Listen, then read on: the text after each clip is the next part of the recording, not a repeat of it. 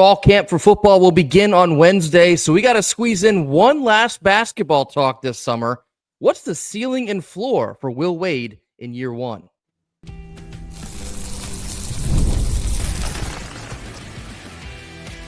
You are Locked On Wolfpack, your daily podcast on the NC State Wolfpack, part of the Locked On Podcast Network, your team every day. What's up, Wolfpack Nation? It's time to get locked in with Locked On. Thanks for making Locked On Wolfpack your first listen each and every day. We are free and available wherever you get your podcasts and on YouTube, part of the Locked On Podcast Network, your team every day. Happy Tuesday to all. As always, I'm Grayson Boone, joined by former Wolfpack defensive tackle Kenton Gibbs.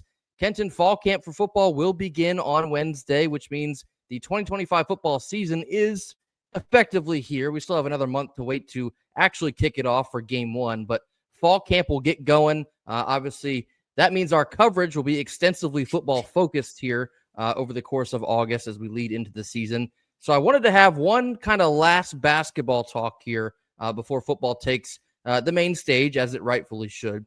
We had the same discussion for football, talking about the ceiling and the floor for Coach Dave Doran in year 13. We're going to now pivot and angle that for Will Wade. Will Wade in year one, obviously we've covered all the transfer portal additions and all the offseason buzz that has been very quickly created around the NC State basketball program. We also heard some of the goals that he laid out in his opening press conference, but I want to pose the question to the two of us and then the rest of our listeners as well. What do you view as the ceiling and the floor in year one?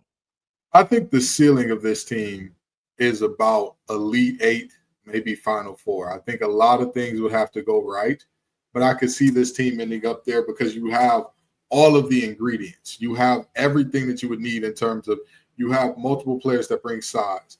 You have depth at a lot of key spots. You have shooting. You have, pretty much, and this is not a shot at the last half of the last team, but you have the antithesis in a lot of ways of what the last team had. The last team we were talking about, you're undersized and you can't shoot. This team has size and they can shoot the blood out the ball. So I'm looking at this team as like best case scenario, they could end up in that Final Four. And honestly, Final Four is being a little bit limited because who knows? If you get there, if you get that deep, you know what I mean?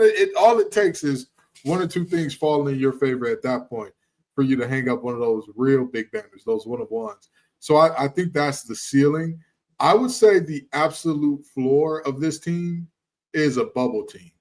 I'd say that's the floor because if I'm talking floor, you're looking at things going wrong and potentially catastrophic and all that and what that looks like.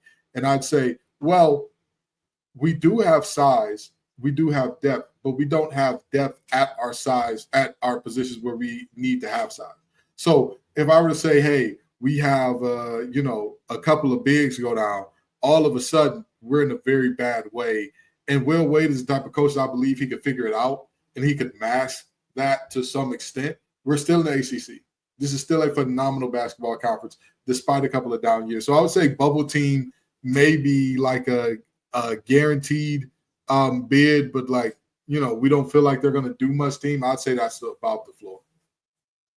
Yeah, believe it or not, folks, we are in lockstep in this exercise, as we often are. But I want to start first with the ceiling. It is kind of difficult in college basketball project what a ceiling may or may not be, because to Kenton's point, once you get in the dance, it virtually matters with draw, a couple lucky bounces here and there. Anything can happen. As long as you're in the dance, you have the ability to win it for the majority of teams. So if NC State is in there, yeah, you can absolutely see their ceiling as the Elite Eight, and that is what I have to be their ceiling. I think the extreme amount of talent they brought in with guys like Darian Williams and Trey Holloman, so on and so forth, if everything really comes together and gels the way that we think that it can, obviously still has to materialize on the court. They have all summer to continue to work and do so.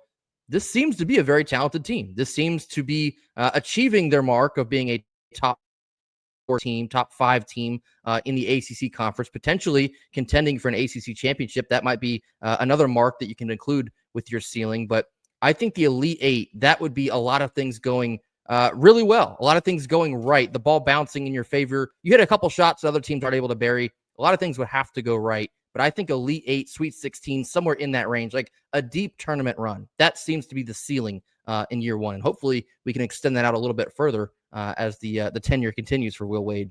Talking the floor here, I agree with Kenton there as well.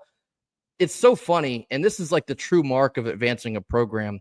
I think, and I'm not trying to throw shade here, but I think for the majority of the Kevin Keats teams, or maybe even dating back to Mark Gottfried, you would say the ceiling would just be making the NCAA tournament. The ceiling would be getting into absolutely. the dance, and hopefully with a seed higher than like 11. You want like an 8 seed or 9 seed. Most of the time, that felt like a good, all things considered.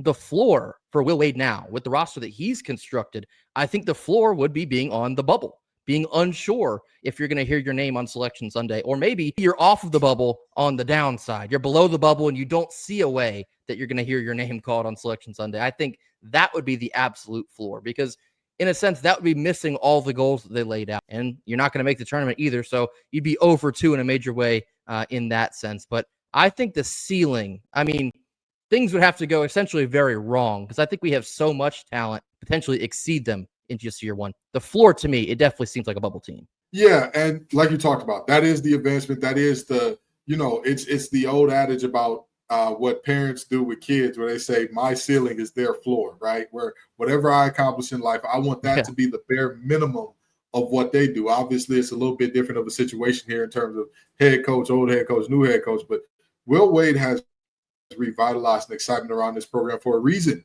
For a reason. When you bring that excitement comes with expectation. Nobody gets excited about a project coach. Let's just say, for kicks and giggles, the NC State football team gets an 11-win season, ends up in the ACC championship, and then Doran rides off into the sunset and says, all right, I've done everything I can. And we hired in a developmental head coach, or a head coach that was considered a bit of a project. Well, because he would be considered a bit of a project, nobody would have the expectation of, hey, you need to do great things right now. But there also would not be the same type of excitement, right? So with that in mind, I think that it's important to kind of know, hey, with these really big expectations that Grayson and I and a lot of Wolfpack Nation are laying upon Will Wade, that's because of the excitement. And the best thing about Will Wade, he doesn't run or shy from the expectation. He doesn't run or shy away and say, oh man, we're going to do our best, but how do you measure success? We measure success by getting better every day, and you don't really look at the scoreboard. No. Will Wade has said outright, I want this to be a team that you can go to work tomorrow after NC State play and say, yeah, I'm a Wolfpack. Yeah, what about it? And so with that in mind, there's a lot to be said there in terms of Will Wade being that guy, the American gangster who seeks out hard, who seeks out, hey, this is a tall mountain to climb. Well, damn it, I got my hiking gear ready. Let's do it.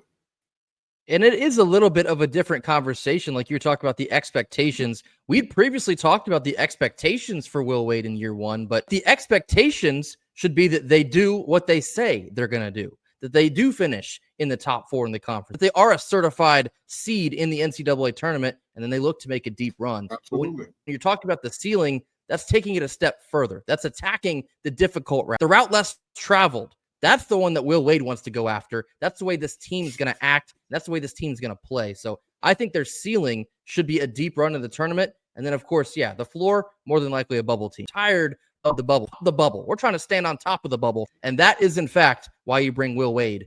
Coming up next, we have additional basketball news. The Maui Invitational bracket has released. NC State has their first matchup. Our Tuesday sponsor is 5 Hour Energy. It's time to fuel up and then turn it up with 5 Hour Energy Transfusion. It brings the bold grape, ginger, and lime flavor to all of your favorite golf drinks, minus the alcohol. Whether you're sinking birdies or just making memories with friends, this one's a hole-in-one for your energy game. Let's be honest, some days on the course or off the course, you just need that extra boost in order to stay sharp and stay energized. The grape ginger lime flavor gives you all the best parts of your clubhouse go-to without chasing down the bev cart. If you go on over to 5hourenergy.com today, that's the number 5 and then hourenergy.com, you can use our promo code LOCKEDONGOLF to receive 20% off of your order. This offer is only valid from now until September 30th on one order and cannot be used with other promotions. The code is not good on subscription orders, so head on over to 5hourenergy.com. meeting up with friends, or trying to turn 18 holes into 36 holes, get the energizing boost that you need to power through. Order transfusion-flavored 5-hour energy shots today. Continuing some basketball talk here, the Maui Invitational bracket has now released. This is kind of like the last lingering part of the early non-conference schedule for Will Wade here in year one. We know about the ACC SEC Challenge with Auburn. We know about playing Kansas. We know about some of the in-state teams, but we still had to kind of wait and wonder who exactly we would be playing in Maui. Of course, we had the 8 teams, but the bracket was yet to be released until now. I'll go ahead and throw that up on the screen. All right, so as you can see, for those of you watching with us here on YouTube, NC State will actually play game 1 of the tournament, and it will be against Seton Hall. Now, you might be thinking, Seton Hall, why have I heard Seton Hall somewhat recently? Yes. Recent point guard Trey Parker from last year has transferred from NC State to Seton Hall. So it'll be a rematch for Trey Parker and the Wolfpack very early in the season. Of course, the Maui Invitational Tournament is usually right around Thanksgiving time, as is the rest of the early non-conference tournaments around Feast Week. So, Kenton, Seton Hall in game 1 of this tournament. What's your feel on that draw? I think it's a very favorable draw when you look at first of all, in general, the Maui Invitational is more pliable than it's been in previous years. And even beyond that, I would say the most difficult team, or the highest profile, or the best team out of this group is Texas. They're on the other side of the bracket, meaning the only opportunity you have to meet them is in the championship game. So, I look at this and I say to myself, first round against Seton Hall, that's a winnable ball game. That is a ball game that you can walk away with a win from. And I know Trey Parker's going to be looking for some revenge. I get it. I understand. But it doesn't matter. At a certain point in time, the power of friendship or the power of revenge can only get you so far.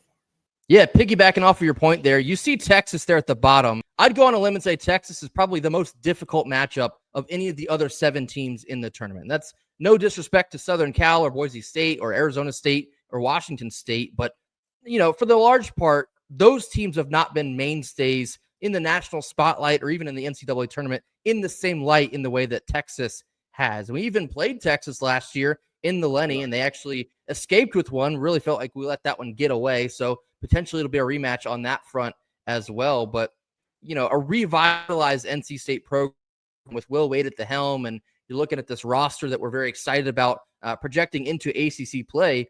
If you're a Wolfpack fan, you got to feel pretty freaking good about the way that this bracket has lined up for you. You got to play Seton Hall in game 1. If you're able to survive Seton Hall, and I guess we'll see what they look like this year because they were not very good last year. If you're able to get past game 1, you're going to play the winner of Southern Cal or Boise State. Now, those 2 teams have been pretty consistently in March Madness. They're usually having a high seed somewhere in like the 8 to 12 seeded range in the Big Dance. So they've been solid programs, and that will be a solid game, I project, if NC State is to make it that far. And then lastly, you're probably going to play Texas because Texas either has to get through Arizona State and Washington State or the host team, which is Chaminade. No disrespect to Chaminade. We appreciate you putting on this tournament every year. I don't see a world in which you're beating Washington State and Texas. You have potentially, again, with all due respect, one really difficult game, and it will be in the championship of the tournament. And this is an opportunity that should be seized if you're NC State, because the Maui Invitational is usually one of the marquee Thanksgiving tournaments every single year. It gets the majority of the viewership. It has the majority of the branding, the commercials. It has everything. And so if you're NC State, the time is now. You've been dreaming of making it to a tournament like this one. And not only are you in it now, but you have a draw that sets up really nicely for you either to play for the championship, possibly even win the championship. So this is a prime opportunity for Will Wade to put his foot down early and announce to the world that the Wolfpack are here. Yeah, this is absolutely a primetime moment for Will Wade and also for this program. If you're talking about elevating as a program, if you're talking about getting some of those top recruits, having the number 3 recruit in the nation on campus is great. You know what lands guys like him? Hardware. You know what lands guys like that? The ability to say, hey, come to NC State. Not only will you be taken care of in terms of NIL, you will win here.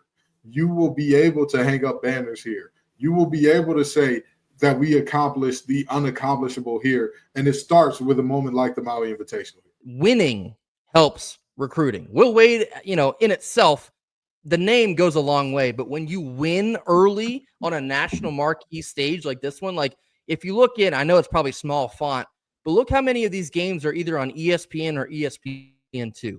If you are a 5-star recruit that's interested in NC State, maybe another handful of schools, and you happen to be at home over Thanksgiving break with your family, and you're watching NC State, who's a team that you're interested in, and they're just mopping the floor with the competition. Don't sit here and tell me like that wouldn't tip your souls at least a little bit, knowing that, oh, NC State, they seem to be legit now. They seem to be the real deal. And Will Wade, maybe he has a vision for me too, if I take that into account. All of this matters. And we haven't been in a position to really acknowledge that for a long time. But with Will Wade now, the math changes. And so opportunities like this one, or, you know, the ACC SEC challenge against Auburn, or facing Kansas in the Lenovo Center, the games are big just on a surface level in, you know, the encapsulation of the game itself. But everything else behind the scenes in terms of branding, viewership, recognition, success, work, coaching, all of that also factors into moments like this one. So I love the opportunity for Will Wade. Year one, getting your feet wet and getting your feet on the ground and running very quickly on. This seems like a great draw to make some noise as early as November. And rounding out our Tuesday show, all of the ACC preseason votes are in now. We're going to share you who we took for our preseason all-ACC football teams. This comes after a quick word from our sponsors. Last couple minutes here on Tuesday. We talked last week about some potential options for the preseason all-ACC teams. We talked about who we think would be the best quarterback, running back, so on and so forth. But now the votes are all in. The deadline was on Monday. So I would assume either like Wednesday or probably Thursday and Friday as well, you're going to start to see the preseason all-ACC football teams come out onto social media. You're going to see the preseason player of the year nominee come out, first team, second team, third team, the whole 9 yards. So Kenton, we've already discussed some of the names, but let's just go ahead and read through who we actually voted for. Preseason all-ACC at quarterback. Who'd you take? K. Klubnik. I mean, he put on his season was underrated because the first game was all anybody remembered. Yes, they got absolutely mollywomped by Georgia. Yes, that team looked overwhelmed, looked, frazzled, looked terrible. After that, he just kept getting better and better and better. I mean, y'all remember how good he looked against the Wolfpack. That game was over before it started. So I think that I'm, more than justified in picking K. Klubnik as my QB there. I also took Klubnik, and kind of extending on the story I told you last week at ACC Kickoff. I was sitting there with Kenton, and I was like, I think, hear me out here, Cade Klubnik could actually compete for the Heisman. And some of the guys around us are like, yeah, I mean, are you kidding? He's like top 3 in the Heisman odds right now. But what Kenton just told you, when you see Clemson go up against Georgia and they just get absolutely drubbed, a lot of us, and myself included, I'm guilty of this, you kind of just like write them off for the rest of the season. And especially too, like I've seen Clemson fans write off Cade Klubnik for the better part of now 3 years. And I think that's kind of stuck with me. But for Klubnik now, when you return the majority of your offense, Garrett Riley is your OC, and now he's a senior. This is fully his team. He has a ton of extremely valuable experience. I wouldn't be surprised at all to see Klubnik take even a further step forward in terms of his development and the numbers that he puts up. Crazy too, because like if you go back and look at his numbers from last year, they're not far off from a quarterback that is a Heisman finalist. So I think Klubnik is pretty much far and away the best quarterback in the ACC, and that's why he got my vote. For running back, you had 2 selections, Kenton. Who'd you take? I took Isaac Brown and Hollywood Smothers there. Isaac Brown from Louisville, absolutely fantastic back. He has been wonderful ever since he stepped foot on Louisville's campus. Hollywood Smothers goes without saying, and the thing is, there are plenty of very good backs in the conference. Obviously, Jamal Haynes deserves a look. Obviously, Damon Claiborne from Wake Forest deserves a look. There are lots of really good backs who were bell cows for their team. I'm not going to lie to you. This was my vote for Hollywood was kind of like how a lot of folks voted for Josh Allen for MVP, where it was like, I'm not sure whether or not he deserves it, but I'm going to give it to him. Because, again, Hollywood is a playmaker. He's a game breaker, and I don't think that he was going to get the love that he deserved without my vote. So I decided to throw him one. This is so funny because I'm sitting here realizing in real time that we probably have like all of the same answers without ever discussing them with each other before we voted here. I also have Isaac Brown and Hollywood Smothers. And just my pure opinion, Isaac Brown's the clear-cut favorite for first-team All-ACC running back. He was outstanding last year. I think he'll only be better this year. And Hollywood Smothers, you can call it a homer pick, but we saw what we saw, and I think he's also going to take a pretty sizable step forward here in 2025. So he got my pick there.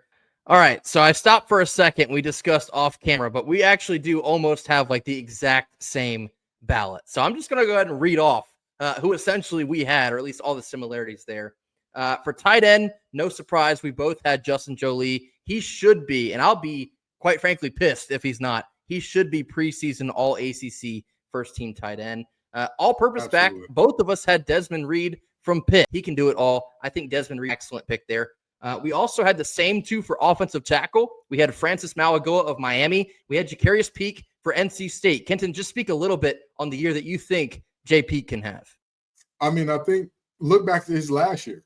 Like I talked about ad nauseum last year, on an offensive line where two players were potentially getting drafted that year, he might have been the best and most consistent guy on that offensive line group. I'm expecting nothing less from him, and he's moving over to protect the blind side. I think there won't be too much adjustment there for him because I think he's that type of talent that can very easily and very quickly make it happen. I think the shift for Peak might just put him in the best possible situation to put even more tape out there. And, I think his name's going to go very high in the NFL draft stock. I think he's going to have an excellent year. I think it's going to be revitalized now, a new offensive line. And I think year 3 of Coach Tujay, you're really starting to see like his touch on the offensive line play. You're seeing his real influence on all the guys now in the system. And I really think it's going to pay off for Jacarius Peak this year. Defensive tackle. We both had Peter Woods of Clemson. He's a monster. We also had Brandon Cleveland of NC State. Kenton, do you think a 4-man front will truly benefit Cleveland at NC State? Oh, absolutely. That young man was getting double and triple teamed for a majority of the year last year. I think the way that I see him playing everything between 0 and the 3 technique this year, it'll definitely free up more one-on-ones for him. And I don't think the guards in ACC have too much for him in terms of one-on-one pass blocking reps. Linebacker, believe it or not, we had the same 3 here as well. We had Wade Woodaz of Clemson, Kyle Lewis of Pitt, and Sean Brown of NC State. Sean Brown, now his second year at the linebacker position. He played so well last year. We're going to take him for preseason All-ACC linebacker. Kenton, your thoughts there? Sean Brown is Sean Brown is Sean Brown. Moved down from safety, has looked very instinctive, and has had the ability to take on blockers and still make plays. He is a really, really quality linebacker. I'm excited to see what Elliott's system has for him. And then lastly, preseason player of the year overall, we both took Cade Klubnik. Actually, one more nugget. Punter, we both took Boone Kester for NC State. Yes, he is still punting for NC State. Caden Noonkester back for his last year of eligibility. Looking forward. Actually, is it weird to say I'm not looking forward to a great year? Because hopefully we'll have to use him that much. But regardless, he's going to do an excellent job when we do have to use him this fall. All right, lastly, for real now, we're going to give you 1 through 17, the order of finish for teams in the ACC this year. Kenton, who did you have 1 through 17? Bear with me for looking at my phone here, but 17 years of football ain't great for the memory. Grayson played a non-contact sport, so you could probably remember a little better than me. All right, first, I've got Clemson. Second, Georgia Tech. Third, Louisville. Fourth, SMU. Fifth, Miami. Sixth, Duke. Seventh, NC State. Eighth, Virginia Tech. Ninth, Pitt. 10th, Syracuse. 11th, Florida State. 12th, Dirty Foot Club. 13th, Boston College. 14th, Cal. 15th, Wake. 16th, UVA. And dead last, Stanford. All right. Well, spoiler alert, we're pretty similar here as well. Here's what I have 1 through 17. I have Clemson number 1. I think they're going to win the conference. I think they're far and away the best team in the conference. Not exactly a surprise to you all. Number 2, I have Louisville. I think they're lining up for a really good year. I feel like every year nobody really talks about Louisville that much, and they put up a pretty decent season. I think they're lining up to have potentially another trip back to Charlotte for the ACC championship again. I have them at 2. Georgia Tech I have at 3, SMU 4, Miami 5, Duke 6, Florida State 7. I don't feel great about that, but that's where I have them right now. Virginia Tech I have at 8, NC State I have 9, Dirty Foot Club right behind them at 10, Pittsburgh 11, Boston College 12, Syracuse 13, UVA 14, Wake Forest 15, and then we have Cal and Stanford bringing up the rear 16 and 17. So those are preseason all ACC votes. See the results of all those votes probably as early as Wednesday, then more than likely Thursday and Friday as well. That will do it for us here on Tuesday. As always, thank you all so much for joining us. Be sure to hit that like button, drop your comments in the comment box. Give us your thoughts on both the ceiling and the floor for Will Wade in year one at NC State. Give us your thoughts on the Maui Invitational bracket that is now out. We'll play Seton Hall in game one. Hopefully get a little piece of Texas in the championship of that thing, but one game at a time. And then give us your thoughts on our preseason all-ACC voting, if you had one. Maybe any differences you had in mind. Let us know in the comments section as well. Mash that subscribe button if you have not already. We'll see you right back here tomorrow on Wednesday for more. And until then, go Pack. Go Pack.